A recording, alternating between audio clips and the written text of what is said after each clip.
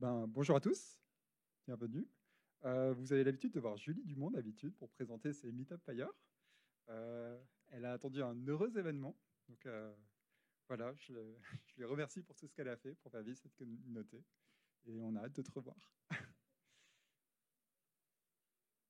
Alors, donc si vous êtes là, vous connaissez un peu Fire. Donc Fire, c'est Fast Healthcare Interoperability Resources.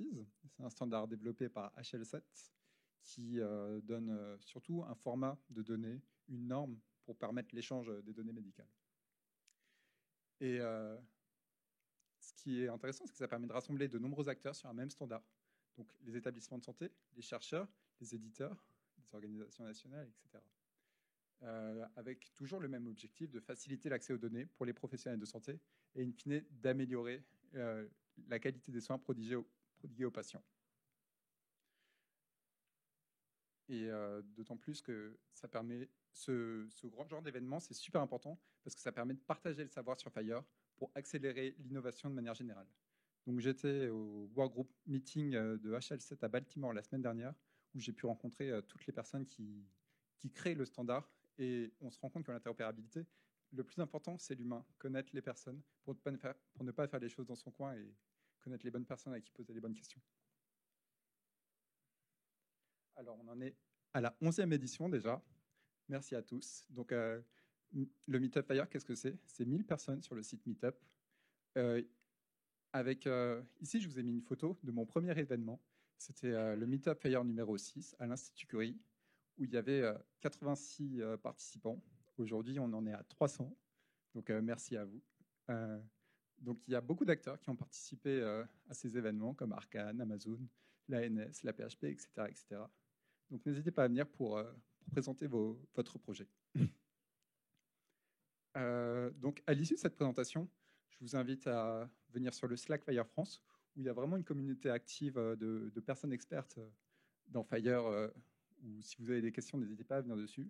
Il y a aussi le YouTube Fire France, où vous trouverez tous les replays des Meetup Fire précédents, ainsi que le chat international Fire. Alors, le programme d'aujourd'hui, donc, on va commencer par le projet de recommandation technique relative à l'utilisation des API CNIL, la présentation de cas concrets avec Wisin et Maincare, la présentation du fonctionnement général des API IMES, l'appariement d'identité et la sécurisation des flux. Et enfin, on va voir les 3 documents de mise en concertation, API mesure, API document et API agenda. Donc maintenant, je vais passer la parole à Raphaël Beaufray pour cette introduction.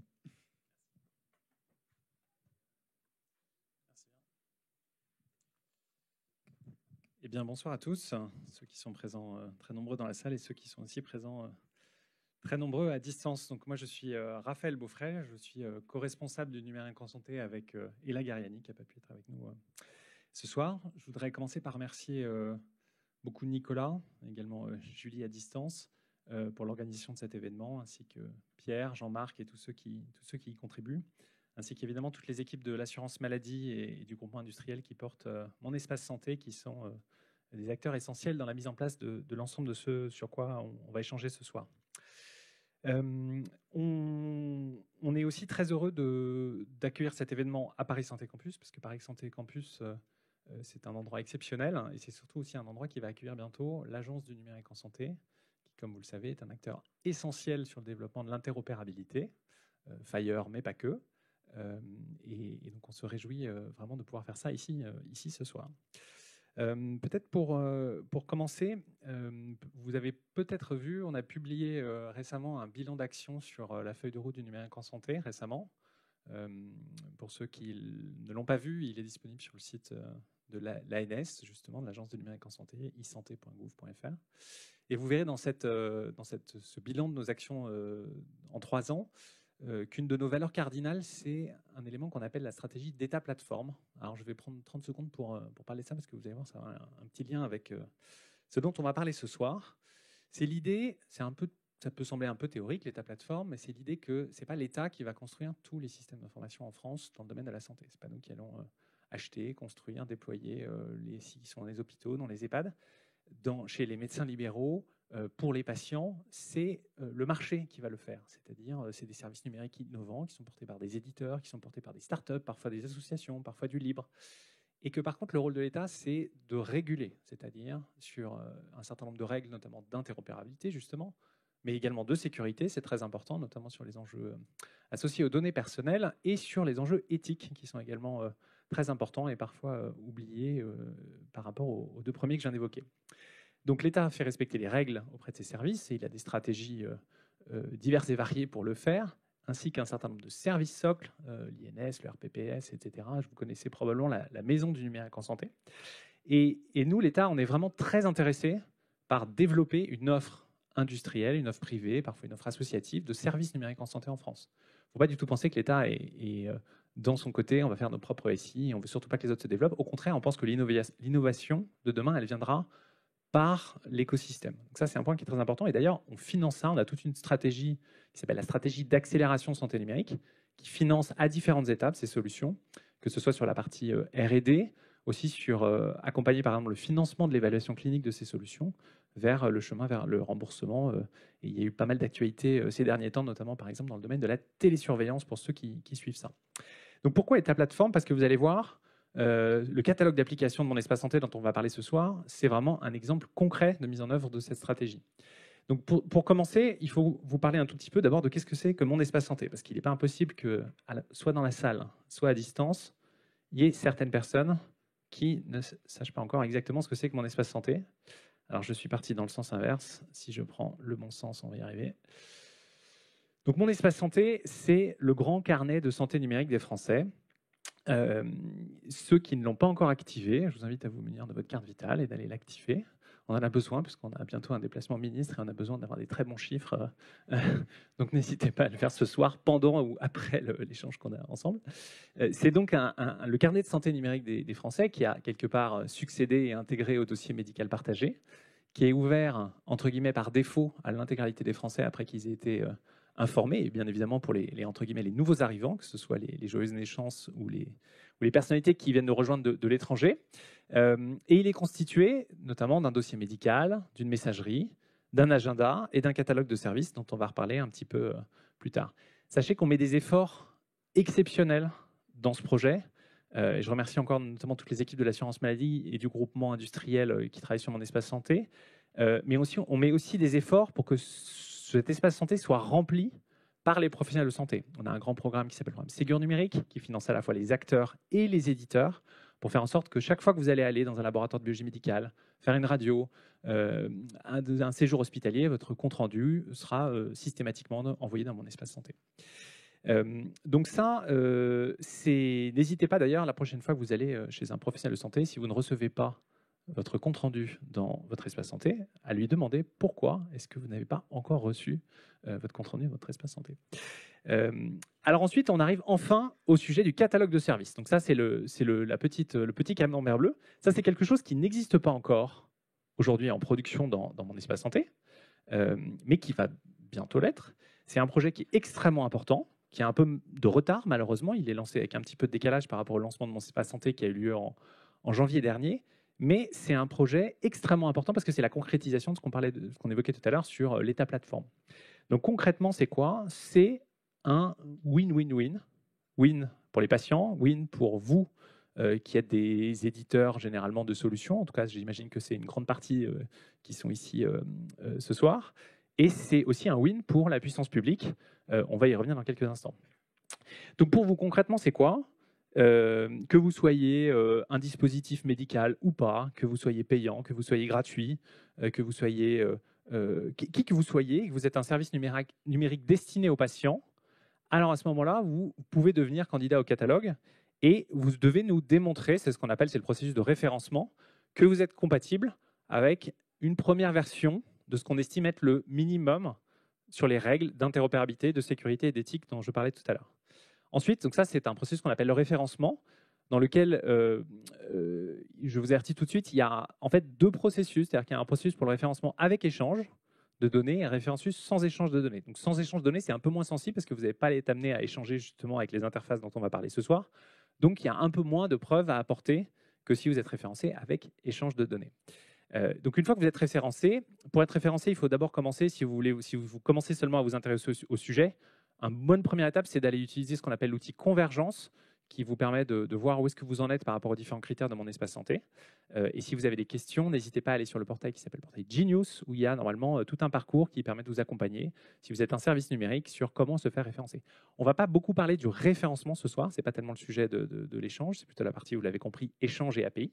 Mais je le citais parce que c'est quand même une étape préalable, c'est-à-dire que les interfaces que vous allez voir ce soir, ça ne pourra être mis en production que lorsque, pour les solutions qui auront été référencées, donc avec échange à mon espace santé. On a des premiers retours, puisque le processus de référencement sans échange de données a commencé, et on a vu que ça a permis notamment à pas mal d'acteurs de monter en maturité sur un certain nombre de sujets justement d'interopérabilité, de sécurité et d'éthique. Donc une fois que vous êtes référencé, l'avantage c'est que vous êtes promu, c'est-à-dire vous êtes visible dans mon espace santé, qui aura bientôt des millions ou des dizaines de millions de visites mensuelles, et donc c'est intéressant en termes de promotion de votre service. Et ça participe au fait que nous, on veut soutenir les différents services à se développer. Et donc, vous apportez quelque part de la publicité, une fois que vous avez, entre guillemets, été référencé, que vous nous avez prouvé que vous êtes au niveau en termes de sécurité et d'interopérabilité. Ça va vraiment dans nos objectifs de développer le numérique en santé. Donc, vous apparaîtrez dans un onglet supplémentaire sur mon espace santé, où vous aurez des petites icônes. Et en cliquant sur les petites icônes, le patient ou le citoyen pourra en savoir un peu plus sur votre service et notamment certains éléments. Par exemple, un des critères sur le référencement d'espace santé, c'est un des critères qui correspond à un éco-score, c'est-à-dire l'empreinte en termes de développement durable de votre solution. Et bien ça, ce sera des choses qui seront rendues transparentes pour le patient dans cette espèce de petit catalogue qui prendra la forme de jolies icônes sur un des onglets de mon espace santé. Et ensuite, le référencement avec échange, ça c'est exceptionnel parce que ça va vous permettre si vous êtes référencé et que vous avez obtenu le consentement du patient, d'avoir donc des échanges de données en lecture et en écriture entre votre service numérique et mon espace santé. Et ça, c'est très pratique parce que, par exemple, pour éviter à un patient de devoir aller ressaisir toutes ces mesures de poids dans son espace santé, si votre application est une application qui répertorie des mesures de poids, par exemple, parce que l'application est connectée à une balance connectée, ça permettra d'éviter au patient le fardeau d'aller saisir, entre guillemets, toutes ces mesures de poids manuellement dans mon espace santé. Donc ça, ce sera très bien pour le patient. Ce sera aussi quelque chose de bien pour vous parce que vous allez pouvoir mettre en exergue cette fonctionnalité pour le patient quand, entre guillemets, vous lui vendrez ou vous lui proposez ce produit selon les cas. Et réciproquement, si vous êtes une application qui peut bénéficier des données du patient qui sont dans son espace santé, qui vont devenir, vous l'avez compris, de plus en plus nombreuses, eh bien, vous allez peut-être pouvoir développer un service que vous n'auriez pas pu développer autrement. Et ça, par exemple, si vous êtes une application de prévention, c'est extrêmement positif. Après, ce sera du donnant-donnant, c'est-à-dire si vous allez aussi chercher des informations, c'est très important que vous envoyiez aussi de l'information et on aura l'occasion d'y revenir. Donc aujourd'hui, pour conclure, désolé, j'ai été un peu long, c'est un échange très important qu'on a sur les API. C'est une opportunité unique que vous avez de pouvoir échanger avec quelque part les concepteurs et ceux qui vont mettre en œuvre ces API. On a vraiment besoin, et ce soir, et dans le cadre de la concertation publique, de vos retours pour que vraiment les API, quand elles sortent, soit dans leur version 1, soit dans leur version 2, elles intègrent vos remarques et que ce soit les API les meilleures possibles pour vous, pour les patients et pour la réussite de ce beau projet. Encore un grand merci et désolé d'avoir été un peu long et je vais passer la parole, je crois, à Bertrand Payès de la CNIL qui veut nous présenter, je crois, une initiative en cours sur justement les API. Voilà. Bonsoir à tous, merci beaucoup. Donc moi je suis Bertrand Payès, je suis directeur des technologies à la CNIL. Donc on essaye de construire une forme de doctrine un peu technique sur ce qu'on attend des personnes qui traitent des données personnelles. Donc alors évidemment on consacre beaucoup d'énergie et de temps à ce que mon espace santé soit aussi un succès en termes de protection des données et que le référencement des applications soit aussi un moyen se fasse en toute confiance pour les utilisateurs. Je vais parler là pendant quelques minutes, je crois, très court, d'une recommandation d'un projet de recommandation qu'on a sorti qui n'est pas spécifique à Fire ni à mon espace santé, mais qui visait à essayer de passer plusieurs messages sur les API en lien avec la conformité avec le RGPD. Je fais le RGPD, donc c'est le règlement général sur la protection des données, qui est une règle européenne qui impose un certain nombre de contraintes sur le traitement de données personnelles et quand vous traitez des données de santé dans Fire ou dans mon espace santé, c'est évidemment des données personnelles. Cette recommandation, c'est une recommandation qui n'est pas une recommandation ultra prescriptive. Ce n'est pas une recommandation qu'on a faite pour dire derrière on va faire des sanctions si vous ne la suivez pas. C'est vraiment une recommandation qui vise à orienter les pratiques, les meilleures pratiques, et notamment sur les nouvelles plateformes qui expose des nouvelles API, essayer qu'elles prennent en compte ce qu'on peut y dire. C'est assez macro. On l'a fait pour plusieurs raisons. Une des raisons pour lesquelles on l'a fait, qui est importante, c'est que les API, de notre point de vue, et en faisant très court, c'est bien pour la protection des données. Nous, on considère que c'est mieux en termes de sécurité, c'est mieux en termes de minimisation de données.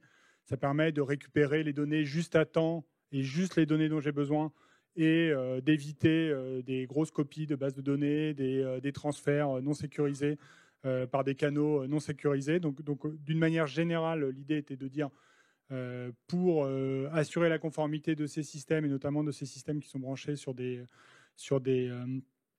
infrastructures de l'État, où on est particulièrement vigilant à l'accès et au partage avec des acteurs, notamment d'autres acteurs étatiques ou des acteurs privés pour d'autres finalités.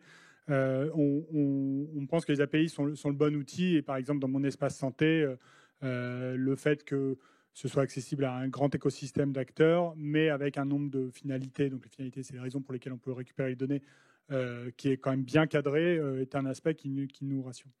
Le deuxième aspect en termes de sécurité, je vous invite vraiment à regarder finalement dans la recommandation. Ce n'est pas une recommandation juridique, donc elle ne prend pas de parti sur, pour ceux qui font un peu de RGPD, qui est responsable de traitement, qui doit faire quoi. L'objectif est justement de dire, pour certaines obligations du RGPD, je prends par exemple l'exercice des droits, donc une personne qui dit je veux m'opposer ou je veux corriger une donnée, il y a une chaîne entre la personne qui détient les données, le gestionnaire de l'API, et la personne qui va réutiliser les données, et essayer de donner à tous ces acteurs-là finalement des recommandations. On a adopté dans cette recommandation ces trois catégories-là, donc pas forcément ceux qui exposent et ceux qui consomment, mais aussi ceux qui détiennent les données à l'origine, parce que justement dans un certain nombre de cas, on sait que ce seront eux qui seront finalement responsables des réutilisations. Et pour finir, peut-être le point important que je peux dire et qui peut peut-être éclairer les débats, donc deux points. Premièrement, lisez-la si ça vous intéresse, faites-nous des commentaires, donc on est en phase de consultation. N'hésitez pas à revenir vers nous, à répondre sur le petit questionnaire qui est sur le site de la CNIL, ou à nous poser des questions, à récupérer mon contact si besoin, si vous voulez avoir un échange plus large. Et le deuxième, c'est essayer d'intégrer peut-être dans les débats du jour, notamment ces notions de granularité, de minimisation. Alors, je ne suis pas du tout un expert de Fire, mais vraiment pas du tout. Nous, ce qu'on essaye de viser comme objectif, c'est de vraiment ce côté juste nécessaire et juste à temps, et pas forcément de conserver les données, de pouvoir avoir des données sources fiables. Vraiment, c'est cette ambition-là qu'on espère atteindre avec cette recommandation, et avec surtout l'utilisation des API dans des systèmes publics ou privés. Voilà, c'est bon le temps. Merci beaucoup Bertrand Payès de la CNIL. On va laisser la parole maintenant à Vincent Vercamer de WeThings. Donc bonsoir à tous, merci de l'invitation. Donc Vincent Vercamer, je m'occupe de coordonner, on va dire, les initiatives autour de mon espace santé chez WeThings. Je voulais remercier aussi Marc et Product Manager qui nous a accompagnés sur le projet en interne, et Cyril sur la partie dev. Donc on a travaillé, aujourd'hui je vais essayer de vous présenter la partie expérience utilisateur avant de rentrer dans la technique du Fire, de comment ça se passe pour un utilisateur de WeThings. Donc vous connaissez très bien WeThings, on a un grand écosystème de dispositifs connectés, de dispositifs médicaux et bien-être. Et donc les utilisateurs, au travers de notre application mobile, vont pouvoir centraliser leurs données d'un certain nombre de biomarqueurs, et grâce à mon espace santé, vont avoir envie justement de les partager à un professionnel de santé ou à un autre service, un service tiers qui va fournir un service adapté à leurs problématiques de santé. Par exemple, un diabétique qui veut avoir un coaching personnalisé, un patient qui a des problèmes respiratoires. Alors, j'ai une petite démo. Donc, on a une utilisatrice qui s'appelle... je ne sais pas si je peux avoir l'écran qui est sur l'ordi. Super. Donc Sophie, elle va vouloir faire 3 choses. La première chose, ça va être de lier son compte et faire en sorte de pouvoir relier son compte WeThings, donc de votre appli ou d'une autre appli, avec mon espace santé. La deuxième chose, ça va être d'échanger des constantes, des mesures. Donc là, ça va se passer après, on verra les détails pour le Fire. Et la troisième chose, c'est d'échanger des documents. Donc techniquement, je ne rentre pas dans les détails, mais sur la partie expérience, voilà, on est dans l'application, elle a tous ses dispositifs, on peut l'avertir, mais sinon dans son profil, elle va pouvoir donc là partager des PDF, mais ici avoir mon espace santé qui va être dans la liste des applications partenaires avec d'autres applications. On est du coup redirigé sur monespacesanté.fr et là on va lui demander, voilà, on lui explique que Weezing souhaite accéder à mon espace santé et donc elle va devoir se connecter, rentrer du coup ses identifiants mon espace santé, son mot de passe, choisir son mode de réception de code d'accès pour l'authentification de facteurs. Elle va recevoir son code, donc là elle va le rentrer dans l'écran d'après. Donc là on est toujours sur des WebView mon espace santé. Et une fois qu'elle a fini son authentification, elle va devoir associer du coup son identification de son profil Weezings avec son utilisateur de mon espace santé pour qu'on ait les bonnes données du bon utilisateur qui arrive dans le bon espace santé en face. Donc là, une fois que cette étape est faite, là il y a toute la partie consentement qui est extrêmement importante et détaillée. Là j'ai pris un exemple avec les mesures de poids. Donc elle souhaite ajouter des mesures de poids, des mesures d'IMC, les mesures de pression artérielle. Bon, elle peut aussi autoriser un certain nombre de mesures parce que bon, vous imaginez qu'au bout d'un moment il y aura une cinquantaine de biomarqueurs, donc une cinquantaine de cases à cocher. Et voilà, donc là ça y est, on a eu un appariement et donc après il y a toute la mécanique en back qui va se faire pour que ça soit authentifié avec des API sécurisées. Et les données, lorsqu'on arrive à l'étape 2 sur comment je synchronise mes mesures, finalement, une fois qu'on a le consentement qui a été donné au départ, les mesures se synchronisent. Donc, par exemple, si elle veut, je ne sais pas, retrouver ses mesures de tension, donc on voit qu'elle a une mesure de tension là, qui a été faite, qui est remontée dans son appli,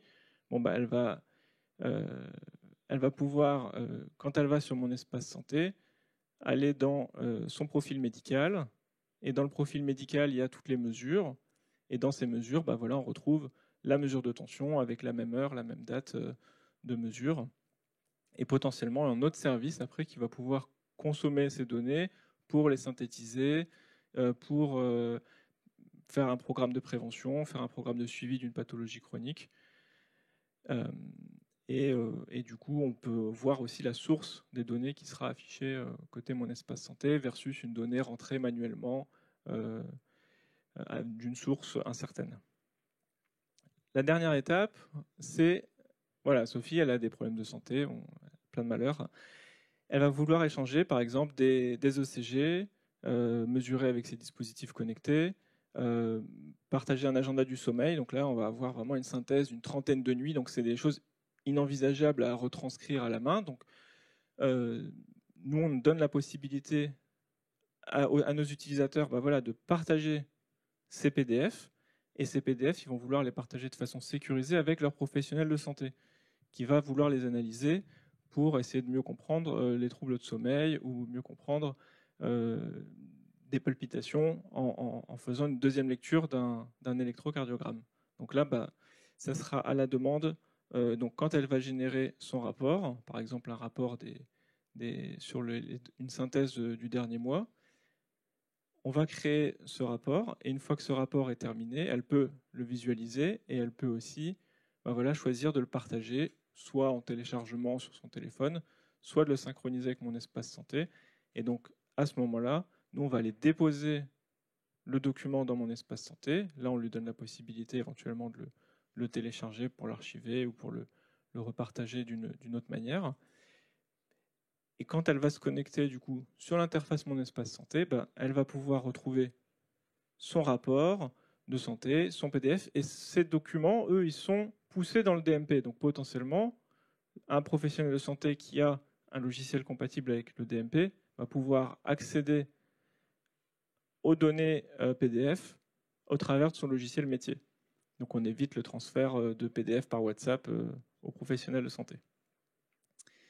Voilà pour la synthèse. Et puis donc on peut aller voir après le document et puis éventuellement le consulter, gérer l'accès à ce document et ne donner accès qu'à certains professionnels de santé de son choix pour certains documents qu'on considérera comme sensibles. Donc on laisse la main à l'utilisateur de gérer ce qu'il y a dans son carnet de santé, à qui il le partage, et s'il a envie finalement d'arrêter de partager certains documents à certains professionnels, il a tout à fait les capacités de le faire.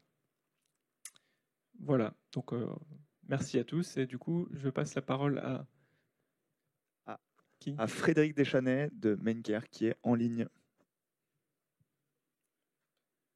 Oui, bonjour, vous m'entendez bien? Parfaitement. Parfait. Écoutez, merci de me donner la parole pour cette présentation et ce retour d'expérience des travaux d'intégration entre nos solutions et puis mon espace santé. Désolé de ne pas être avec vous à Paris, j'avais une obligation professionnelle et je ne pouvais pas être à Paris ce soir. Je vais vous partager les quelques slides.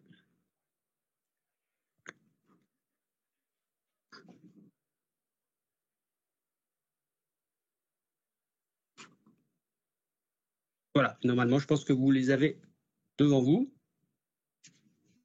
Tout à fait.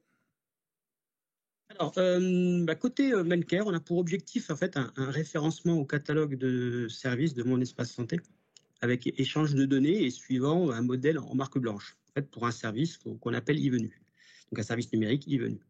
Ce service est déployé dans les hôpitaux, les GHT, pour simplifier et améliorer l'expérience patient tout au long de son parcours à l'hôpital. Alors on a mis les quelques usages et services intégrés, donc notamment la prise de rendez-vous en ligne, typiquement avec potentiellement un apport de documents réalisés par le patient, type une ordonnance du médecin. Préparation administrative du séjour avec préadmission en ligne pour éviter de passer du temps au guichet d'admission et être orienté au moment de l'arrivée de l'hôpital, dans une unité particulière. La téléconsultation et puis un usage sur l'espace document avec une autre capacité que le patient pourrait avoir de rajouter un document de santé, un compte rendu de labo par exemple, ou de voir ses comptes rendus de l'hôpital. Pendant la venue, on a des services type la gestion de la conciergerie, l'accès au Wi-Fi, et puis lors du retour à domicile, des services type le télésuivi avec l'évaluation de la douleur après une intervention ou le paiement du reste à charge. Donc on a clairement, nous, des services autour des rendez-vous, autour des documents, donc avec besoin de réaliser des échanges avec les dossiers patients, ce qui est du classique, et puis finalement maintenant de faire des échanges avec mon espace santé. Donc voilà, nos travaux ont commencé ici et on va faire un petit témoignage sur justement cette intégration et cette utilisation des API et notamment des API métiers, rendez-vous et documents. Donc sur la slide suivante,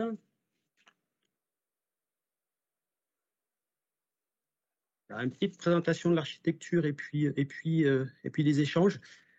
Donc c'est vrai que alors, de notre côté, on a les briques socles, type ce qu'on voit à gauche, qui vont nous faciliter, qui nous ont facilité finalement l'intégration avec mon espace santé parce qu'elles sont finalement natives Fire. Soit au niveau, on a les stockages de données Fire, soit des API, des frontales Fire, qui nous permettent de réaliser et de mutualiser ces développements. On a une brique identity, une brique référentielle identité qui est basée sur du Fire patient ou Encounter. Toute l'offre de soins avec la partie référentielle structure, type avec des Fire Organization ou Location. Référentiel aussi des médecins et des utilisateurs autour des practitioner role, pardon.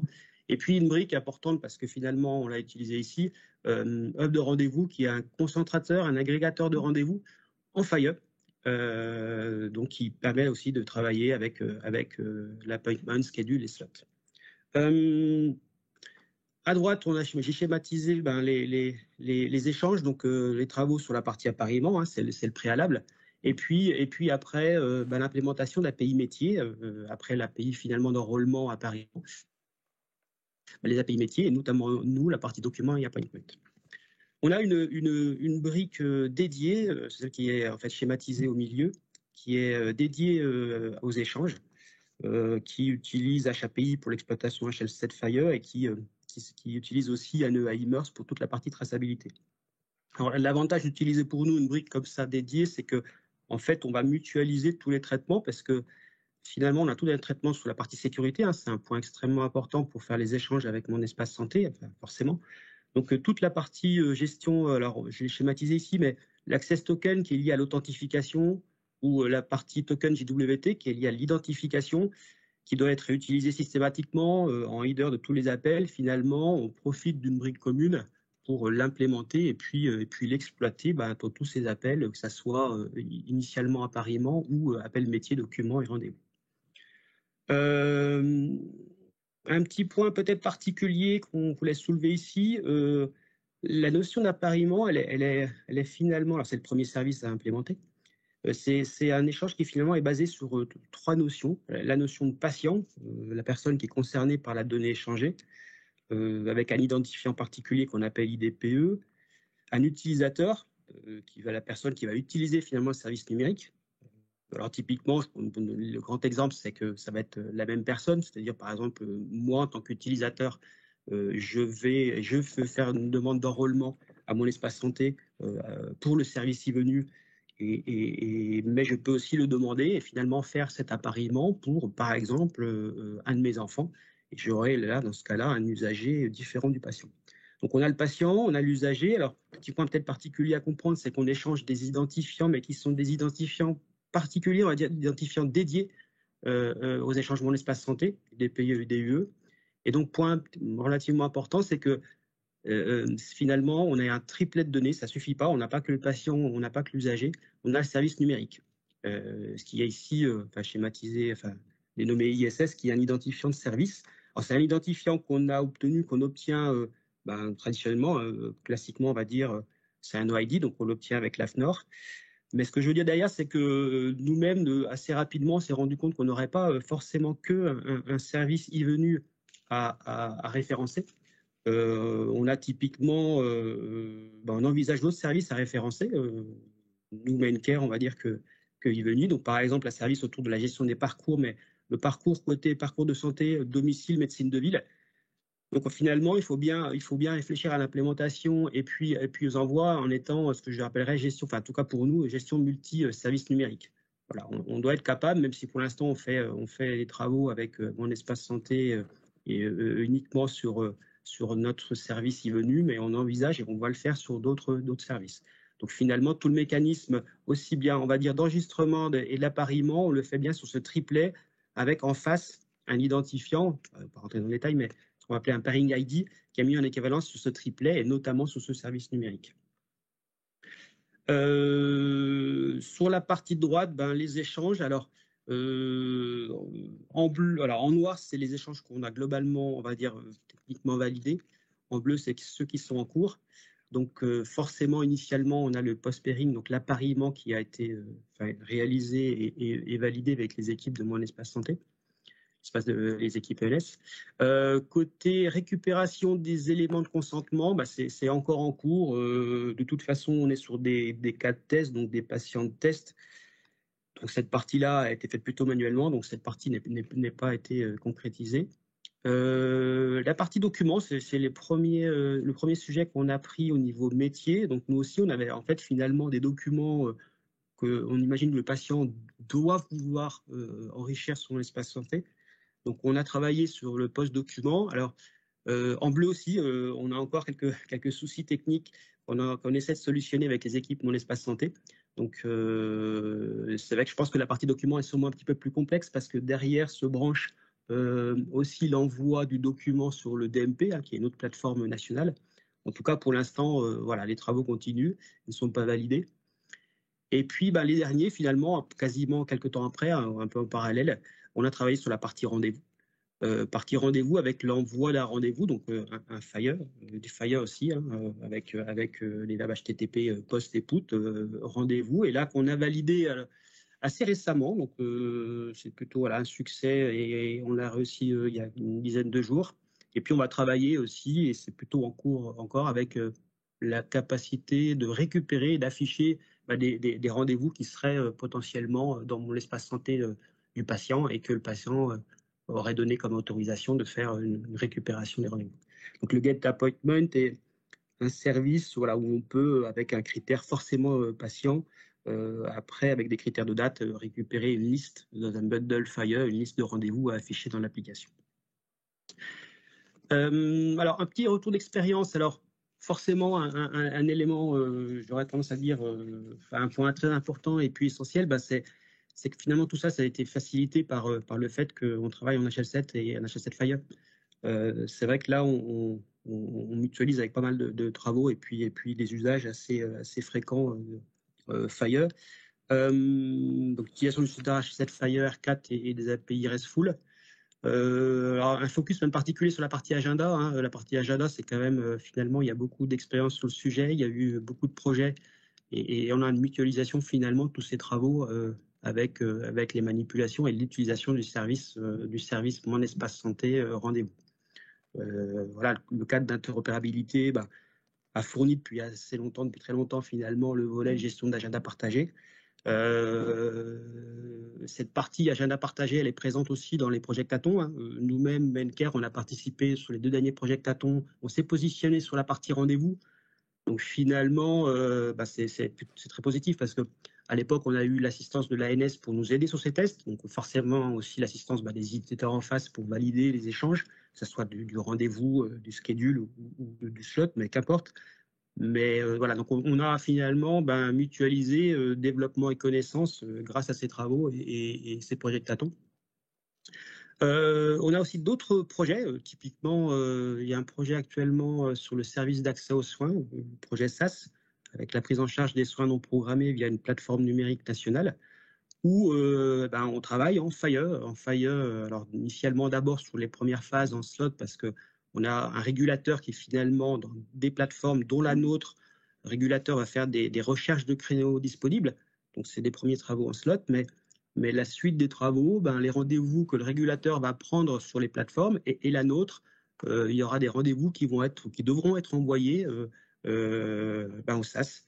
Et ça, avec du Fire Appointment, donc un sujet, je vais dire, complètement similaire avec finalement les travaux Mon Espace Santé sur ce sujet rendez-vous.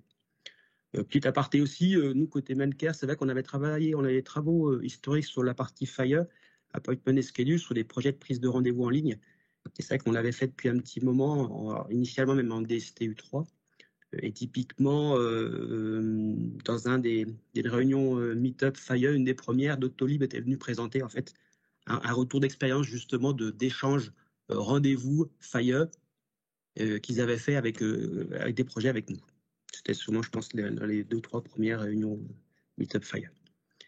Petit point sur la partie document. Alors, j'ai mis échange facilité aussi sur la partie document par un point particulier. Finalement, sur la partie document, actuellement, le service qui est mis à disposition permet une alimentation en mode binaire du document. C'est-à-dire que finalement, sur un document, et typiquement un document qui serait importé dans notre solution, type une ordonnance du médecin ou Monsieur Dechaner, on va bientôt conclure, donc je vous laisse 30 secondes avant de passer à la prochaine partie, donc sinon le planning va dériver. D'accord, donc sur la partie document, l'alimentation en mode binaire direct sans passer par du CDA R2 niveau 3 est vraiment très très positif. Je finirai peut-être juste pour aussi dire que voilà, toute l'intégration a été facilitée parce qu'on est un peu en mode projet finalement avec Mon Espace Santé. Donc facilité d'avoir accès finalement aux équipes, aussi bien aux développeurs que aux gens qui font les tests. Et avec nous, typiquement Alex Roncati, qui est un peu le coordinateur de tous ces travaux de tests, d'enrôlement de l'environnement, parce que c'est pas forcément simple, et d'utilisation des API, et qui nous a permis d'avancer. Voilà. Et effectivement, moi, malheureusement, j'avais pas de démo à vous présenter parce que la partie rendez-vous, même si elle a réussi, on a envoyé des rendez-vous à Mon Espace Santé. Malheureusement, je crois qu'il y a encore quelques soucis de présentation de l'IHM côté Mon Espace Santé. Donc, on n'a pas concrètement vu le rendez-vous dans un IHM Mon Espace Santé. Mais les rendez-vous ont bien été créés avec un retour d'identifiant de Mon Espace Santé à mettre en correspondance avec nos données à nous. Donc, on va continuer à travailler avec les équipes sur les tests d'implémentation d'API, documents, et puis sans doute encore rendez-vous. Merci beaucoup, Monsieur Dechanet. Je donne tout de suite la parole à Patrice Favoriti, Alain Faure de la CNAM.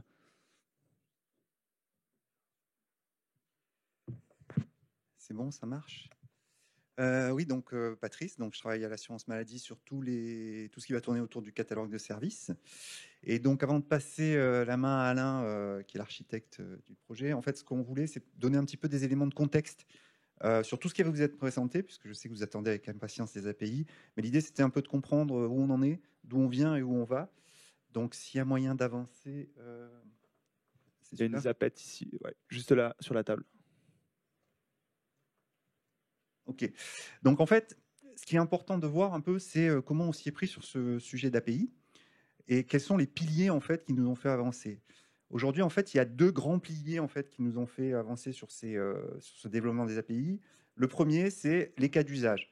Et là, vous avez vu Mancare, vous avez vu Weezings qui ont préparé des démos qui étaient super. Merci à eux.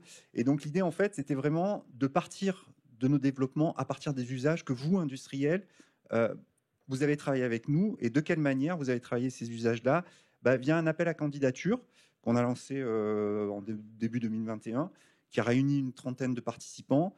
Et c'est cet appel à candidature et le travail qu'on a fait avec vous qui a permis de cartographier les premiers cas d'usage qui vont vous être présentés un peu plus tard et qui ont permis de définir une première version des specs qui sont celles utilisées par Weezings et aujourd'hui Mancare sur un environnement de test. Voilà, donc ça a été important de travailler sur les usages pour mettre en forme ces premiers développements d'API. Le deuxième pilier qui est hyper important, c'est la sécurité, parce que la promesse de Mon Espace Santé, c'est d'offrir un accès sécurisé.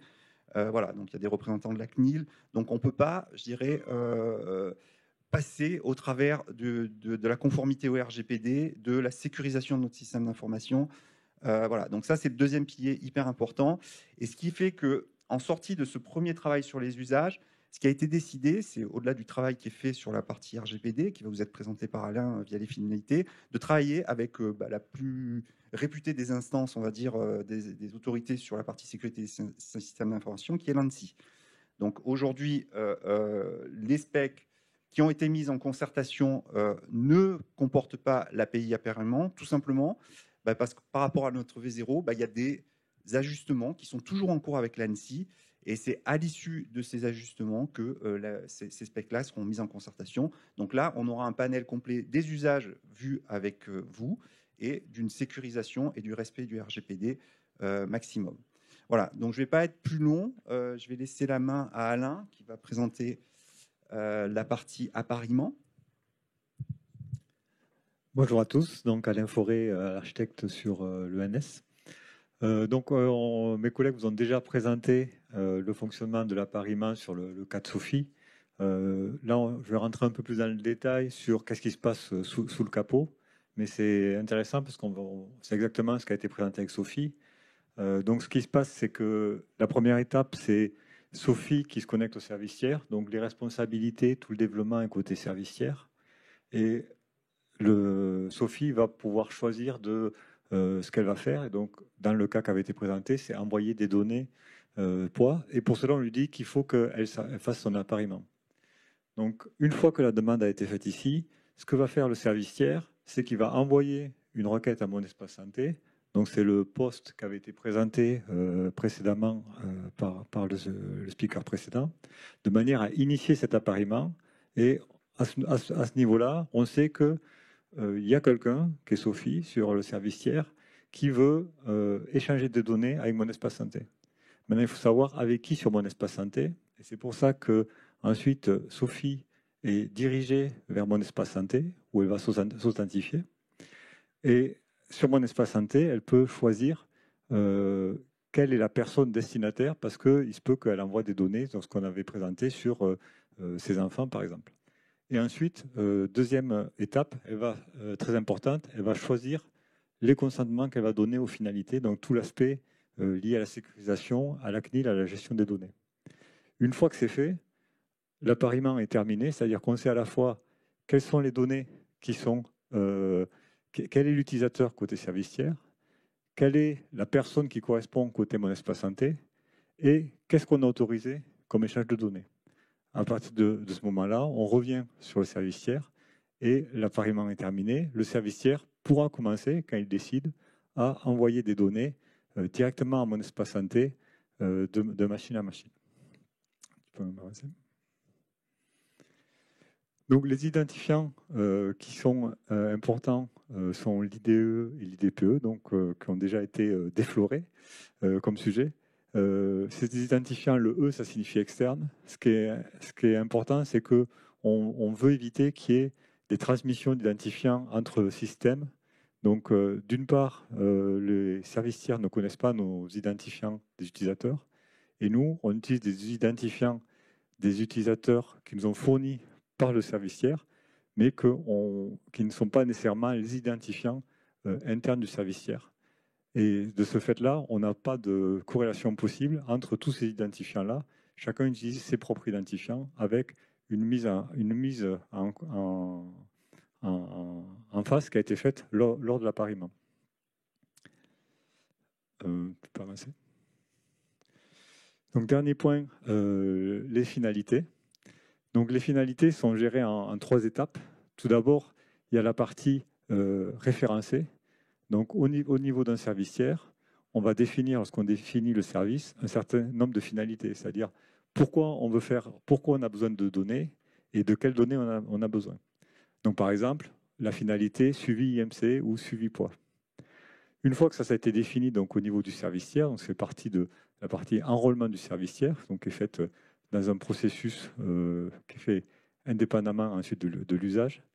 Ensuite, on arrive à la mise en œuvre. Donc, quand l'usager arrive, donc lors de cet appariement, on va demander à cet usager de consentir à l'usage de ces données. Donc, on va lui demander tu veux échanger avec ce service tiers pour un suivi IMC, est-ce que tu consens, oui ou non? Donc ça, c'est ce qui se fait lors de l'étape d'appariement, qui peut être fait ensuite et modifié, bien sûr, via l'application. Et finalement, il y a l'utilisation de ces finalités lorsqu'on a un échange de données effectif. Là, les systèmes vont valider les accès. Donc, par exemple, lorsque un service tiers va nous en donner un poids, on va vérifier que ce service-là a le droit à écrire le poids. S'il demande de lire l'agenda, on va vérifier qu'il a le droit de lire l'agenda. Donc, il y a vraiment trois étapes différentes. La partie définition, métier des finalités. La deuxième qui est le consentement donné par les utilisateurs. Et ensuite, la vérification des droits basée sur ces finalités qui est fait au runtime. Voilà, donc on a mis quelques exemples de finalités. Donc ça ressemble à ce qui a été présenté par Weezing, puisque c'est les mêmes écrans. Donc ces finalités sont associées à une donnée. Donc par exemple, ajouter des mesures de poids va permettre au service d'écrire les poids, ou de même consulter ma taille va permettre à ce service de pouvoir lire la taille. Donc par défaut, les consentements sont décochés et il n'est pas possible de faire de croisement entre les différentes données une fois qu'on a une finalité. Je te passe la parole. Je conclue. Donc, je crois que maintenant, vous avez toutes les billes pour comprendre les présentations des API métiers qui vont vous être présentées. Donc, juste gardez à l'esprit que tout ce qui va vous être présenté d'un point de vue métier ne sera possible en termes de prérequis que, s'il y a eu un appariement, via les présentations techniques que vous a fait Alain, et 2, que l'usager a consenti à l'utilisation de ces données par le service tiers. Voilà, donc c'est les 2 prérequis qu'il faut avoir en tête, et on peut passer... Questions-réponses. On peut passer à la première salve de questions-réponses. Alors pour ceux qui sont dans la salle, vous pouvez scanner le QR code si vous ne voulez pas prendre la parole, mais que vous voulez quand même poser votre question pour qu'elle apparaisse dans qu'elle apparaisse en ligne et qu'on puisse même y répondre en asynchrone si vous n'avez pas eu le temps de la poser. On a un peu dérivé sur le timing, mais je vous propose quand même de prendre les premières questions, peut-être d'abord dans la salle. Vous pouvez lever la main, on a un micro qui circule.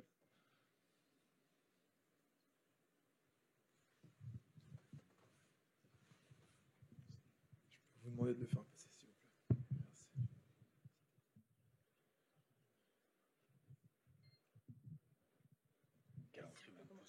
Okay. Bonjour, merci beaucoup. J'ai une question par rapport du coup aux entreprises donc, qui provide un service. Et typiquement, si on est sur de la télémédecine et qu'on a une application qui permet à, par exemple, un cardiologue de suivre son patient, normalement, du coup, c'est fait de telle sorte que le cardiologue a accès directement aux données du patient.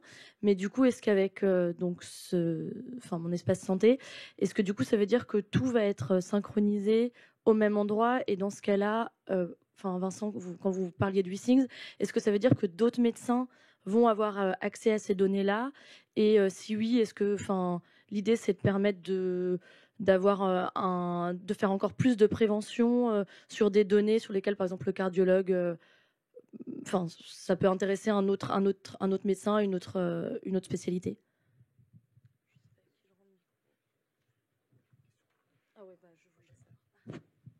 Ouais, donc l'idée, c'est que les données de l'appli patient de la solution de télémédecine, l'utilisateur, lui, il va pouvoir, si cette appli elle est référencée dans mon espace santé, va pouvoir pousser les comptes rendus qu'il reçoit ou les analyses qu'il reçoit dans mon espace santé. Et en effet, tout l'intérêt de mon espace santé, c'est que les métriques, que ce soit les documents ou les constantes, ça puisse être réutilisé par les autres spécialités et les différents professionnels qui suivent un même patient. Mais par contre, c'est différent de ce qui est côté professionnel de santé.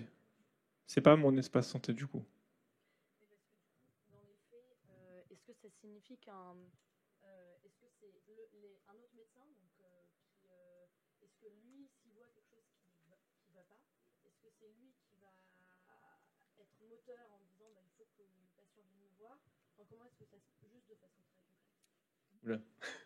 Je suis pas sûr d'avoir compris le cas d'usage. Sur le partage entre professionnels de santé, je vais mettre sur la scène comme ça. En ligne, on verra aussi. Sur le partage entre professionnels de santé, on ne va pas passer par ces services tiers qui sont vraiment du coup dédiés à des éditeurs et à alimenter mon espace santé. Les professionnels de santé, pour leur part, ils ont des logiciels spécifiques qui sont DMP compatibles du coup dans le jargon. Donc, ça veut dire qu'ils ont accès au dossier médical partagé, qui est la brique technique à l'intérieur de mon espace santé. Et c'est via ce logiciel qu'ils vont pouvoir consulter mon espace santé et donc les données qui sont à l'intérieur, que ce soit pour l'instant surtout les documents de santé et ensuite les constantes et le profil médical qui a été partagé. Alors, il y avait aussi d'autres parties dans la question entre qu'est-ce que mon professionnel de santé voit ou pas. Il y a une grosse matrice qui s'appelle la matrice d'habilitation qui dit quel professionnel de santé peut voir quelles données. Donc typiquement, mon ophtalmo ne va pas voir mon compte-rendu d'accouchement. Donc on peut ajouter à ce cas. Il y avait une deuxième question dans la salle. Oui, une deuxième question. La granularité des consentements est très fine, et ça je pense que c'est une exigence qu'on peut tous avoir pour nos données. Quand elles vont s'accumuler, on va arriver à des pages extrêmement longues, un peu comme les CGU qu'on peut connaître sur certains sites, que plus personne ne lit. Est-ce qu'il n'y a pas un effet contre-productif quelque part là-dedans? Est-ce qu'il ne faudrait pas essayer de trouver des regroupements de données qui permettent d'avoir une lecture pour l'utilisateur un peu facilitée? Alors c'est une super bonne question. Concrètement, il marche là, vous m'entendez? Concrètement, en fait, les exemples qui vous ont été donnés, c'est des exemples de cas d'école. L'idée, c'est dans la vraie vie de ne pas en arriver à des granularités fines, mais de travailler justement pour avoir des finalités déjà, qui éclairent au mieux déjà l'usager, c'est-à-dire qu'ils veulent dire quelque chose pour l'usager, mais qui ne soient pas des micro-finalités. Donc tout ça, ce cursus, ce curseur plutôt, il va falloir le travailler. Donc on a déjà un petit peu commencé, nous, en mettant un référentiel de finalité qu'on a partagé avec les éditeurs qui ont participé à l'AAC. Et donc l'idée, c'est pas d'arriver à un tableau de bord avec 150 boutons radio, mais quand même de regrouper tout ça en termes d'usage, quoi. Merci. Vous avez parlé du coup, pour les professionnels de santé, qu'ils allaient se connecter au DMP. Il y a des API Fire sur le DMP pour récupérer les observations ou pas encore?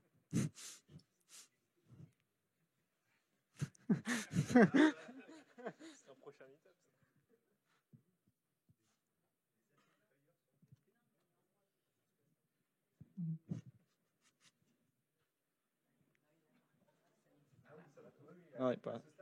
D'accord, donc, pas encore. Ça marche. Pas encore, on nous souffle. Merci. Excusez-moi, j'ai déjà le micro, je vais parler la question 4. On a parlé d'un côté de constante et d'autre côté de document, et vous avez parlé surtout en début du fait de vous assurer que les laboratoires, les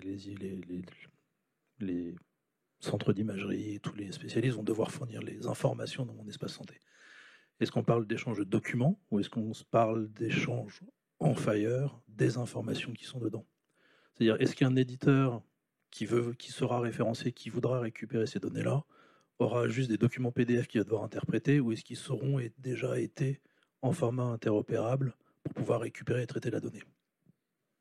Alors, on anticipe un peu la deuxième partie, on va vous présenter tout ça juste après en détail avec ce qui sera échangé dans la partie documents, ce qui sera échangé dans la partie constante et ce qui sera échangé dans la partie agenda, donc je la laisse pour tout à l'heure. Ouais, ok, non mais du coup ça répond à ma question. C'était pour savoir s'il y avait des standards sur ce qui est même agenda ou format des données de santé comme Apple Health pourrait faire, exiger des différents partenaires. Est-ce qu'il y a une concertation qui est faite? Comment est-ce que c'est décidé? Voilà, on en parle juste ouais, après. Il y avait une dernière question dans la salle au fond. Et ensuite, on va enchaîner du coup. Merci pour la parole. Moi, je vais poser une question qui rejoint un peu peut-être la question de madame. Si une application, un service tiers est destiné pour un professionnel de santé, mais qui n'est pas le dossier patient, enfin, qui n'est pas le logiciel métier du professionnel de santé, comment il fait pour se connecter à mon espace santé?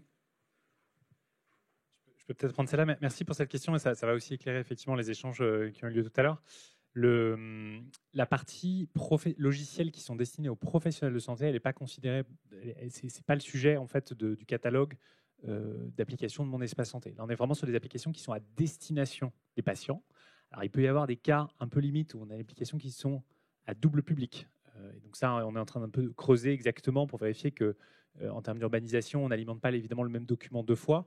En tout cas, le principe là, c'est les échanges de données, ils sont à l'initiative du patient. C'est le patient qui consent à ce qu'il y ait ces échanges-là. Il existe par ailleurs, comme ça a été évoqué tout à l'heure, des interfaces pour les logiciels des professionnels qui ne sont pas concernés aujourd'hui par le cadre qu'on vous présente et qui, elles, peuvent échanger des données avec le DMP sur la partie documentaire. On a un projet qui s'appelle le bouquet de services aux professionnels, mais qui pour l'instant est encore en cadre de cadrage, qui viendra peut-être faire le pendant en fait, de mon espace santé sur la partie des interfaces qui sont destinées aux logiciels professionnels avec un petit peu les mêmes concepts, le référencement dans un catalogue d'applications. Mais en tout cas, ça, pour l'instant, ce n'est pas encore d'actualité. Donc là, vraiment, c'est que les applications orientées patients qui sont concernées par ce dont on parle aujourd'hui. Voilà. Merci beaucoup. Est-ce qu'on peut prendre la question après? Il y a une deuxième passe de questions-réponses sur le contenu des API. Ou est-ce que c'est une question? Ah non, c'est par rapport à ce qui vient de... Ok, bah allez-y. Sur l'appareillement, typiquement, est-ce que vous utilisez le standard OO2? Parce que vous en avez parlé, ça y ressemble, mais vous ne l'avez pas cité. Ouais, en fait, on utilise OAuth2 sur les appareillements, que ce soit OIDC sur l'authentification ou les échanges machine to machine. Eh bien, on va pouvoir passer à la section suivante, du coup,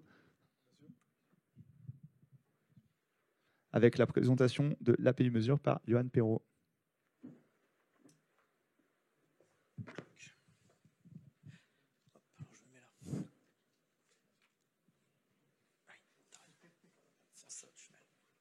Alors bonjour, donc Johan, je suis développeur au sein de la feature team profil médical, donc qui s'occupe entre autres des mesures, des constantes de santé.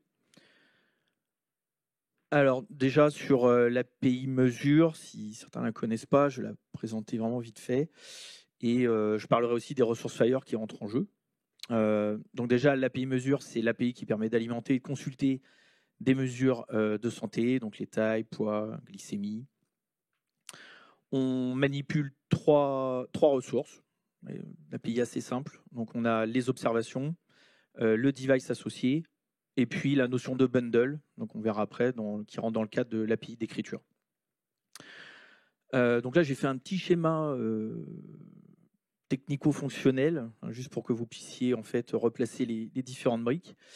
Donc en haut à droite, on a mon espace santé avec le site web et les apps mobiles, et à gauche les éditeurs avec leurs différentes solutions.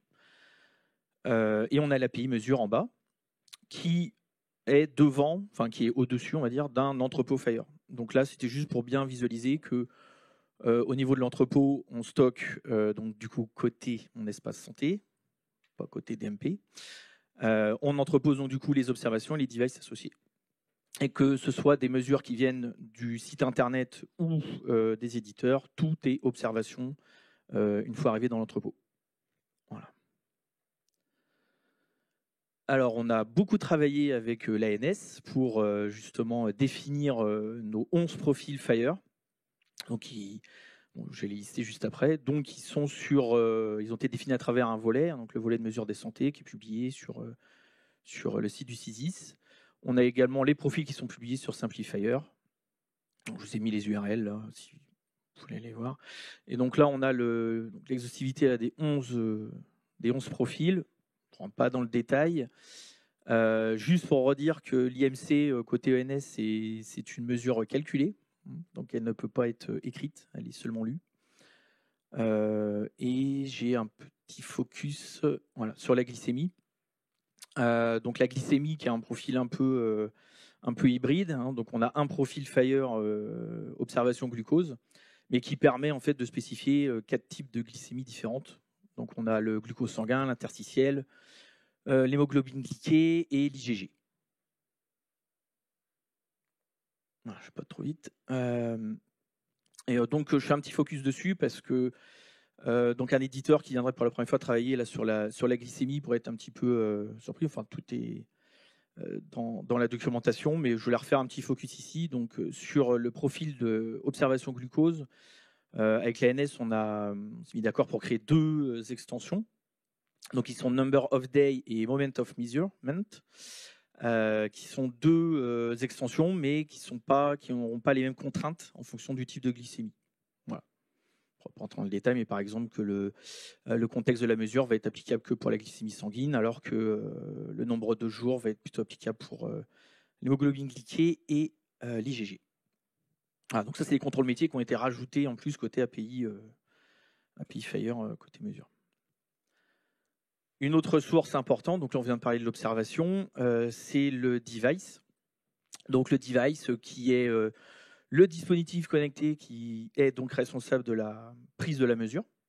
Donc on pouvait parler tout à l'heure de la balance connectée de Wheezing, ou de tensiomètre, lecteur de glycémie, les montres connectées. Le concept donc est porté par le profil PHD, Personal Health Device. Donc après c'est sur la ressource standard. On utilise donc le profil PHD Device classique. Donc il y a 2 petites spécificités que je voulais citer ici. Le champ type. Donc là, vu que sur le type, on est sur du PHD, donc le code sera toujours le même, ce sera toujours le même type, peu importe l'éditeur, on est sur du PHD. Voilà. On a également un autre champ alors, qui peut être un peu complexe. Là, je ne vais pas forcément montrer la slide sur comment calculer les codes de spécialisation. Mais c'est un champ assez spécifique qui va pouvoir nous dire en fait ce que peut faire le device. Voilà. Donc là, on voit que c'est un tableau, donc un array, donc qui peut contenir donc, plusieurs types. Un device pouvant à la fois faire, comme une montre connectée pouvant faire par exemple la fréquence cardiaque et le nombre de pas. Voilà. Donc c'est des informations essentielles quand vous envoyez un device. Voilà, donc là, maintenant qu'on a parlé des ressources Fire qui rentrent en jeu, sur l'API mesure, on a plusieurs interactions. On a l'alimentation d'une observation et de son device. Donc là, on est sur un flux d'alimentation unitaire. C'est une observation avec un device. Et pour le moment, tout est obligatoire. Pas d'observation sans device, etc. Et ça pourra être amené à évoluer parce qu'on a déjà un peu discuté avec l'ANS que potentiellement, on pourrait avoir des éditeurs, des solutions d'éditeurs qui n'auraient pas forcément de device associé. Voilà. Et donc là, c'est du classique. Donc c'est une interaction transaction sur l'API REST Fire. Donc c'est un post avec une ressource bundle. Donc là, c'est ce qu'on voyait tout à l'heure. On va le voir plus en détail. Après, on a 2 autres interactions de recherche. La première, c'est la recherche d'observation sur une période. Donc là, on va remonter toutes les observations dont l'effective date time est comprise dans la période. Donc c'est du get classique avec les paramètres en request param derrière. Et ça va donc retourner un bundle de type search set et donc avec la pagination. Donc dans le dans le bundle de retour, vous aurez également les liens de navigation qui vous permettent directement à votre client AppyFire, enfin bon, peu importe, à votre client de naviguer dans la pagination, du résultat.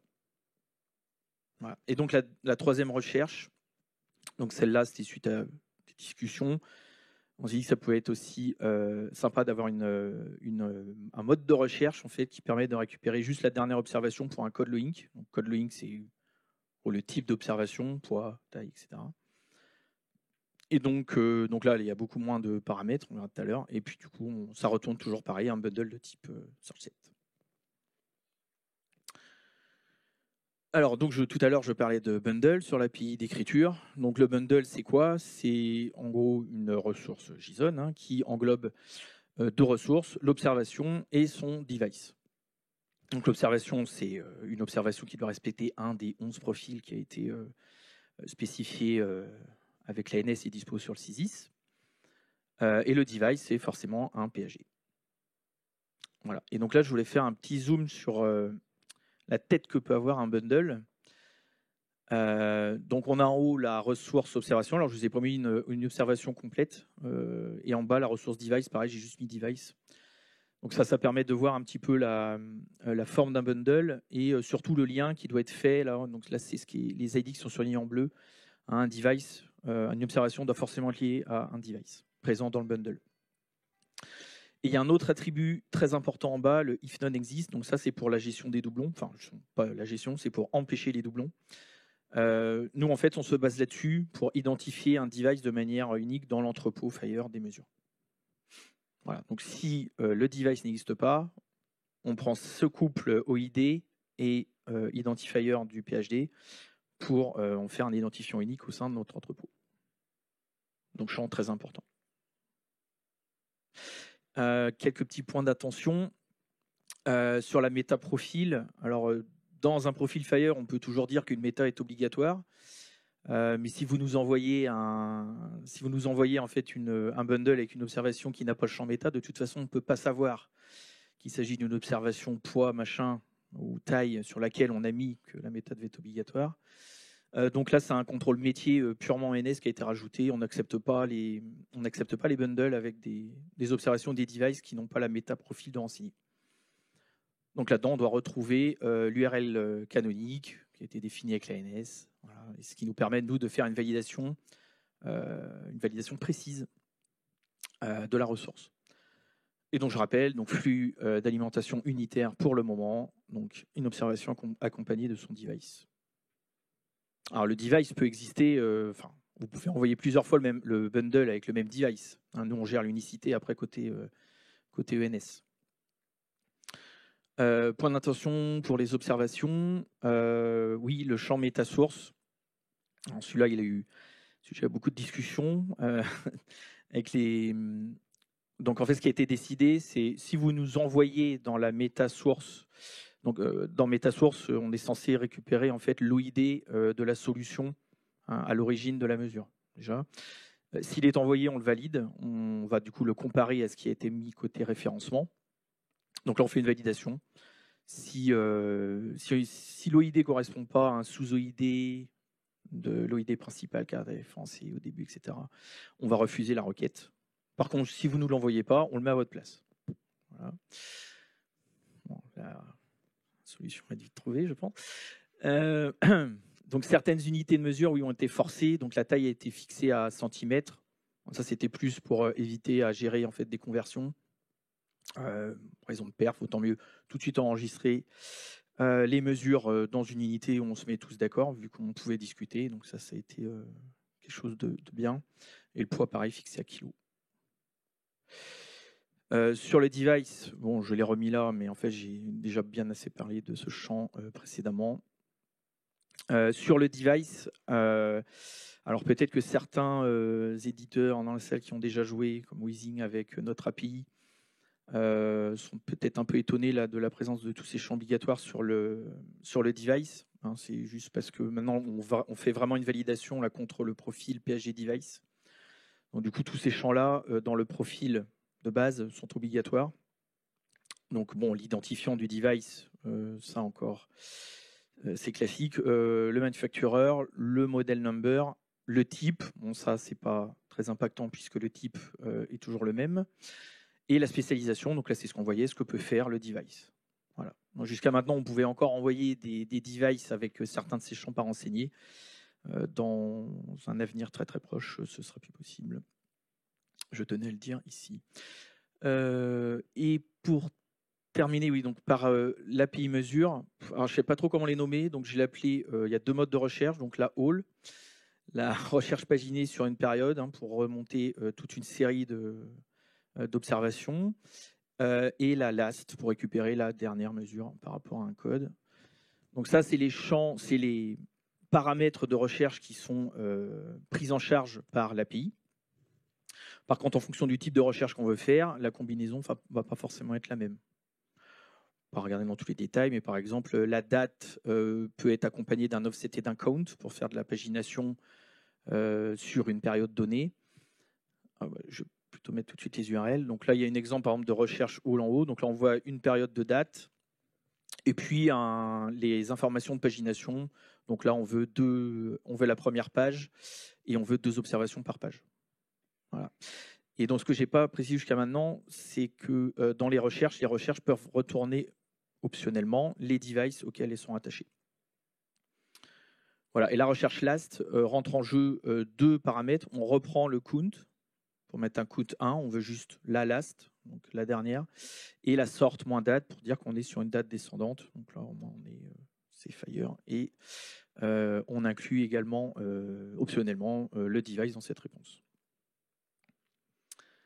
Voilà, quelques points d'intention. Donc là, je ne sais pas si vite fait dessus, mais les 2 types de recherche sont vraiment axés sur l'IDPE, forcément, sans ça, pas de recherche possible. Et on est vraiment sur des codes d'observation. On ne peut pas, par exemple, récupérer toutes les dernières valeurs de tous les types d'observation, puisque derrière, on a les consentements, les finalités qui rentrent en jeu. On est vraiment sur une recherche par corps d'observation. Voilà. Ah oui, donc ça c'est une petite spécificité. Forcément, nous, le subject identifier que vous nous envoyez au moment de l'écriture, donc qui est l'IDPE, ça déjà nous on l'enregistre pas dans l'entrepôt. Et quand on vous renvoie en fait le résultat de la recherche, on va réécrire avec les données de l'éditeur.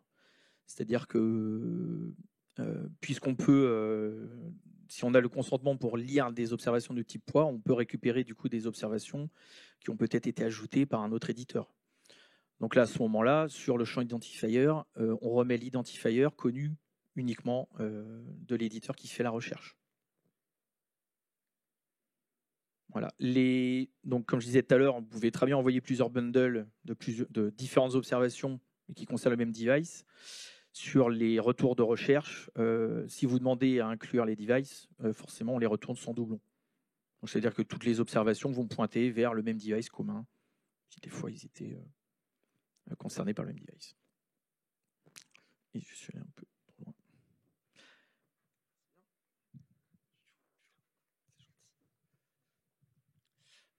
Bonsoir à tous. Donc, moi, c'est Louis.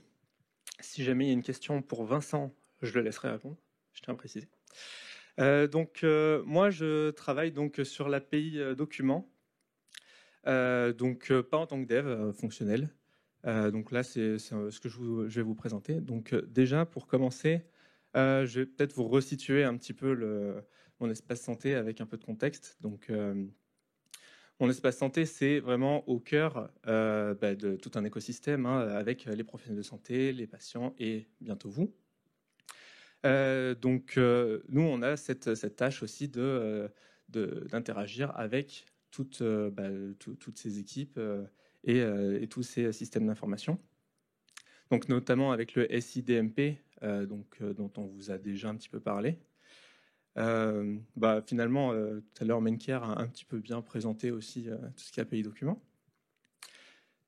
Ce qui va se passer avec nous, c'est quand vous allez nous envoyer vos documents, quand vous allez faire des requêtes sur nos API, nous, on va faire nos contrôles auprès du référencement, donc là où c'est stocké côté écosystème. Et ensuite, si l'usager, donc comme ça a été expliqué, a validé, nous, on va pouvoir valider l'ajout, la recherche ou la consultation de ce document. On se base sur le SIDMP parce que c'est l'interface pour les professionnels de santé, donc, qui existe depuis maintenant 11 ans. Et donc, ça nous paraissait aussi important de conserver cet historique-là, puisque des centaines de milliers d'utilisateurs l'utilisent. Pas mal, déjà. Et donc, nous, on se base là-dessus et on va rendre justement ce dispositif-là plus accessible pour l'usager. Donc, de notre côté, pour les API documents, on va commencer par le premier, donc l'alimentation d'un document. Donc, c'est une recherche, c'est une interaction REST sur Fire sur la méthode POST. C'est donc du téléversement unique, unitaire, donc un document à la fois. Il sera donc dans un document de référence. Vous pouvez envoyer directement en brut, pas dans un CDA. Et nous, on l'enveloppe, on va compléter avec les informations que vous allez nous fournir pour certaines et d'autres qu'on a déjà dans nos bases de données que vous aurez communiqué lors du référencement. Donc, ce document de référence, on va vous demander plusieurs informations dedans, plusieurs ressources, donc notamment vous, qui vous êtes, donc les données de votre service sur dans une ressource device, et également la structure qui va, l'organisation qui chapeaute ce service-là. En parallèle, on a aussi tout ce qui est auteur du document, donc ça peut être vous, comme Withings, par exemple, avec les rapports. Tu peux continuer à faire ce que tu veux. Voilà. Comme Withings, du coup, qui va être auteur de son document, mais si vous recevez des documents de la voie, par un PS, par exemple, puisqu'on parlait tout à l'heure de double canaux pour certains éditeurs, potentiellement, l'auteur du document sera un PS, donc ce sera intéressant que ce soit lui aussi qui puisse être désigné comme auteur. Donc, avec un practitioner role pour définir en fait qui il est, donc dans un practitioner, et son établissement de santé, donc dans une structure. Ensuite, nous avons deux autres API qui sont assez connectées. Donc, la première, la recherche des documents. Juste un get classique. Nous, on va pouvoir... classique. Faudra lire les spécifications pour ça.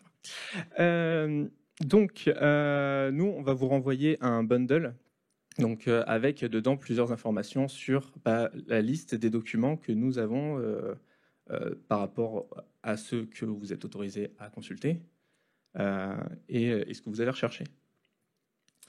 Donc dedans, on va vous renseigner plusieurs informations. Donc on va vous rendre le document de référence avec différentes ressources qui peuvent être les auteurs, le practitioner, si c'est un PS, le device, si c'est l'un de vous qui a déposé justement ce document, ou related person, si le document avait été déposé lorsque l'usager était mineur, par exemple. Donc c'est un représentant légal et donc on va pouvoir bien l'identifier via cette ressource-là. Avec cette recherche-là, on va vous transmettre un identifiant donc pour récupérer cette ressource et cet identifiant, vous allez pouvoir la réutiliser dans la dernière API. Le document, donc, il va vous être envoyé au format CDA, R2, N1 ou N3, en fonction de son modèle, directement. Donc, je crois qu'il y avait une question là-dessus tout à l'heure.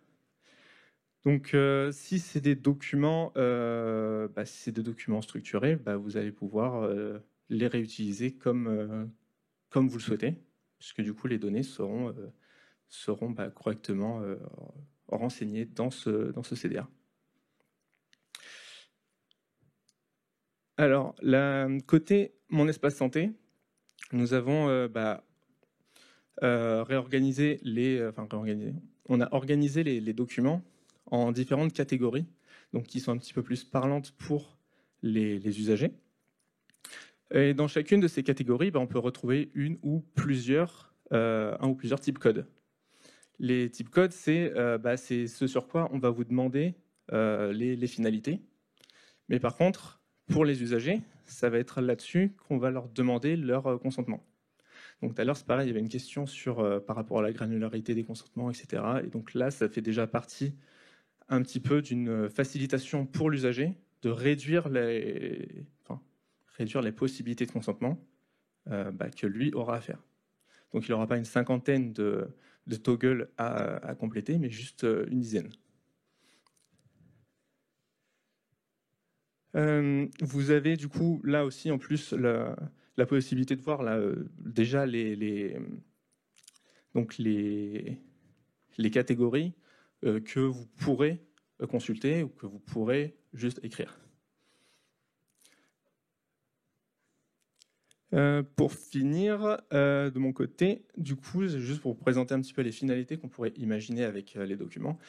Donc, déjà pour la préadmission, je crois que tout à l'heure, Yves, donc Frédéric en a un petit peu parlé. Je suis désolé si je le prononce mal, le service, désolé. J'ai une mémoire photographique et pas alors là. Du coup, si jamais on va se faire interner, non, hospitaliser. C'est pour bientôt, hein. Hospitaliser. Du coup, le service d'admission peut nous demander des documents en amont. Donc, nous, on pourrait très bien passer par mon espace santé et relier ces différents services pour pouvoir directement renseigner les documents, les pièces administratives qu'on peut stocker dans mon espace santé. Pour pouvoir faciliter son admission. Je crois que j'ai essayé de rédiger les textes exprès pour je crois que c'est comme ça que vous devez présenter les finalités, il me semble. Ou alors une autre finalité, du coup, je fais de l'escrime. Ça ne se voit pas forcément que je fais du sport, mais c'est pas grave.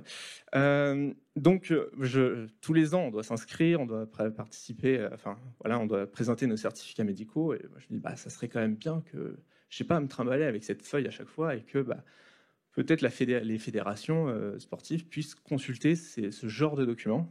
Pourquoi pas plus tard, hein. Je donne des idées, hein. Moi, c'est pas moi qui vais développer. Pour pouvoir faciliter l'inscription de ces usagers, de ces sportifs. Ensuite, pourquoi pas aussi, on pourrait imaginer pour les sauveteurs secouristes du travail, certaines informations qu'on pourrait communiquer pour pouvoir connaître quand une personne fait un malaise, quand on doit agir. Pourquoi pas connaître un peu les sensibilités de cette personne-là, pourquoi pas ce genre de choses. Moi, je me rappelle d'un cas qui aurait très bien pu m'aider du coup au Vietnam où il y a eu un accident de la route. Du coup, c'est quand même intéressant d'avoir des informations pour pouvoir aider les personnes aussi qui sont dans le besoin. Le sauveteur secouriste du travail, quand il intervient d'ailleurs, pour info, hein, au cas où, il est sous le secret médical. Hein. On soit d'accord, je ne sais pas si vous êtes au courant. Voilà. Et donc, petite anecdote, n'aidez pas en fait une personne au Vietnam s'il y a un accident. En fait, vaut mieux d'éviter. Et enfin, consultation médicale. Quand on prend rendez-vous pour une téléconsultation, pour voir un médecin, on peut vouloir lui transmettre quelques informations, quelques documents en amont pour que lui puisse les consulter. Si on l'espère, 300 documents dans notre ENS, Du coup, faire le tri là-dedans pour le médecin, c'est pas forcément évident. Donc, pouvoir partager les 2-3 documents qu'on veut lui transmettre et sur lesquels on veut qu'il travaille, ça pourrait être ça pourrait faciliter aussi l'échange qu'on va avoir avec lui. Pour moi, c'est tout. Donc, je vais laisser Johan reprendre. Et, Johan, sur le dernier, je suis à gauche. Non, vas-y. Mais sur le dernier, essaie de bien respecter les 10 minutes qu'on s'était données, comme ça on essaie de ne pas accumuler trop de retard. Merci. D'accord, ça devrait aller. Est-ce que c'est les slides les moins chargés? Alors, me revoilà. Et non, là, je ne suis pas développeur sur l'API Agenda.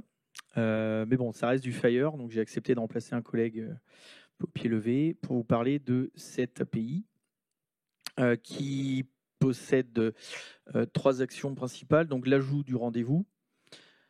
Donc, peut-être que vous connaissez le volet des agendas partagés qui est actuellement publié sur le CISIS. Donc, il décrit une série de flux sur les rendez-vous, les planifications, etc. Et donc, cette interaction d'ajout de rendez-vous s'appuie sur le flux 6A. Voilà. Donc, si vous voulez du détail, il faut aller regarder le volet du CISIS. Donc là, on est sur une interaction créée. Donc, c'est un post avec une ressource appointment. Tout à l'heure, je vous parlais d'un bundle. Là, la ressource principale, c'est l'appointment. Et on va voir un peu ce qui se passe à l'intérieur de cette ressource. Donc, elle contient systématiquement un appointment. Et après, on a un champ contained qui va contenir du coup une location et un praticionneur. Alors, soit un praticionneur, si on a pris rendez-vous directement avec un professionnel de santé, soit le couple healthcare service organisation. Ok. On a aussi du coup la possibilité de modifier un rendez-vous. C'est quand même assez pratique, surtout dans ce type de fonctionnalité. Donc là, c'est le flux 6B cette fois. Donc là, c'est l'interruption update. Donc c'est un update sur une API REST Fire, toujours avec la ressource appointment. Donc c'est du conditional update qui est basé sur l'identifiant métier, donc l'identifier de l'appointment, la clé centrale. Voilà. Et donc forcément, on rajoute des appointments et ce qui peut être comme pratique, c'est de pouvoir rechercher un rendez-vous, donc d'avoir accès en fait à l'agenda complet d'un usager. Donc là, c'est les flux 4B et 5B du volet d'agenda partagé du CISIS. Donc le 4B, c'est la requête et le 5B, c'est la réponse de cette recherche. Voilà. Donc là, on est sur un bundle d'appointment. Donc là, on retrouve la notion de bundle, format JSON. Et donc la recherche, parce que je ne la détaille pas beaucoup dans les slides suivants, la recherche, elle est très simple. Elle est axée sur l'IDPE uniquement, sur l'IDPE. Et l'appointment start. Donc là, on est pareil, comme pour mesure, sur une période. Donc, soit on donne une période et ça nous remonte tous les appointments qui sont compris, qui ont une start à l'intérieur de cette période. Ou si on donne qu'une seule date, il faut absolument que ce soit un greater than cette date-là et ça nous retourne tous les appointments à partir de cette date-là. Voilà. Alors, les profils, là, il y en a un petit peu plus que pour les mesures. Donc on a ce qu'on parlait tout à l'heure, le rendez-vous en lui-même, donc qui donne les informations relatives au rendez-vous. On a la location qui précise le lieu du rendez-vous. Et après on a au choix soit le praticionneur auprès duquel on a pris le rendez-vous ou le couple organisation healthcare service. Donc parce qu'après certaines études et d'échanges était vu en fait qu'on ne prend pas forcément rendez-vous avec, par exemple, un hôpital, mais plutôt avec un service dans l'hôpital. Voilà. Mais le service, ou bien qu'on le rattache à quelque chose. Donc du coup, à partir d'un service, on va dire, il est provided by un établissement de santé, donc une organisation. J'ai remis ce petit schéma, je trouvais dans la spec, qui permet de voir un peu donc les différents champs de l'objet agenda. Donc là, ce qu'on ne voit pas, c'est l'attribut contained, mais il faut vraiment avoir en tête qu'on envoie un appointment avec à l'intérieur minimum 2 location practitioners, voire 3 si on est dans le cas location plus healthcare service organization. Voilà, donc tout ça est contenu dans l'appointment. Et donc après, on a la liste des participants. Donc là, c'est plus pour relier en fait les différents acteurs du rendez-vous, de les relier avec les ressources qui sont dans l'attribut contained. Bon, bah voilà. Merci beaucoup. On va prendre quelques questions qui sont arrivées en ligne. On va garder le cocktail pour les questions de la salle. On avait des questions plutôt côté appariement et sécurité sur les ID externes, IDUE d'un patient sont mappés et stockés sont-ils stockés côté mon espace santé? En fait, les IDE, IDPE ne sont pas directement stockés. On stocke un dérivé haché, ce qui évite de pouvoir remonter là-dessus. On a également comment obtenir un numéro ISS. Est-ce que c'est un parcours du combattant? Là, je vais peut-être demander plutôt...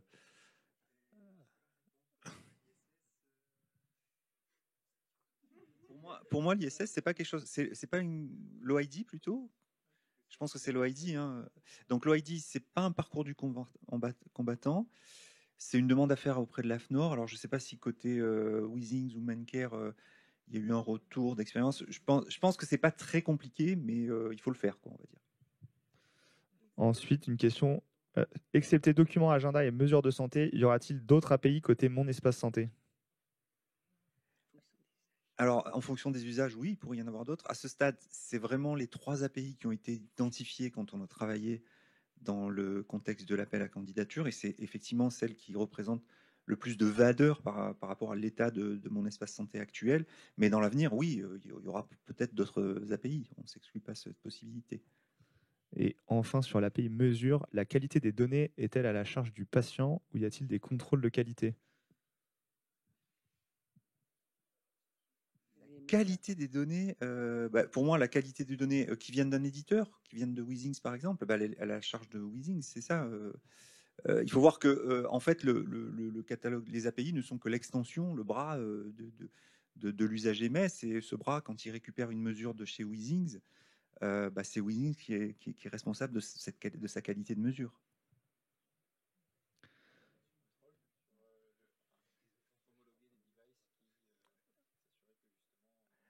Déjà, au moment du référencement, l'éditeur qui candidate déclare si ces devices sont des dispositifs médicaux ou pas. Donc, il y a effectivement et donc ça, c'est une information qui va être restituée à l'usager. Effectivement, est-ce que c'est un dispositif médical ou pas, la source des données que vous récupérez, quoi. Alors, je ne sais pas, Vincent, si tu avais d'autres points ou si ça résume bien. Merci beaucoup à tous. Pour le reste des questions, je vous propose dans la salle de se retrouver autour d'un cocktail qui a lieu dans le hall de Paris Santé Campus. Merci à tous les speakers. Et puis, on vous retrouve, du coup, on compte sur vous pour contribuer à la consultation publique que vous pouvez retrouver sur participer.isanté.gouv.fr. Merci à tous.